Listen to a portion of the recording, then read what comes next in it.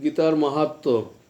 যে ব্যক্তি গীতার অর্ধেক এক চতুর্থাংশ বা একটি শ্লোকও স্মরণ করতে করতে দেহত্যাগ করেন, তার পরমাগতি লাভ হয়। মৃত্যুকালে যিনি গীতা অর্থ পাঠ বা শ্রবণ করেন, মহাপাপ যুক্ত হলেও সেই মানুষ মুক্তির অধিকারী হয়ে থাকেন।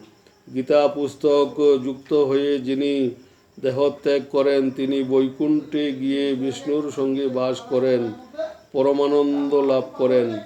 গীতা মাত্র একটি অধ্যায় যুক্ত হয়ে মৃত্যু হলে পুনরায় মনুষ্যলোকে জন্ম গ্রহণ করেন ও আবার গীতাভ্যাস করে মুক্তি লাভ করে থাকেন। গীতা গীতা এই শব্দ উচ্চারণ করতে করতে মৃত্যু হলে তার সদ্গতি লাভ হয়। দয়াল শ্রী গুরু ঠাকুর প্রেমানন্দে বলো গুরু জয়। গুরু গুরু বল। হরে কৃষ্ণ। জয় রাধে।